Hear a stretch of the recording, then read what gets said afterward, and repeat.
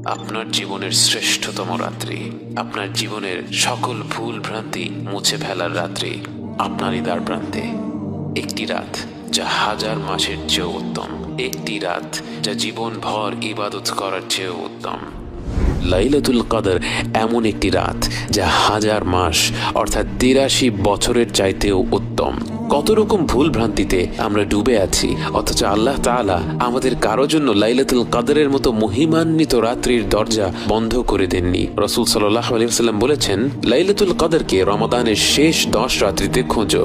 মনে করুন একটি লটারি হচ্ছে, আপনাকে বলা হলো 1 থেকে 10 নম্বর টিকিটের মধ্যে যে কোনো একটি অবশ্যই জিতবে। আপনি কি তখন কোনো টিকিট বাদ রাখবেন?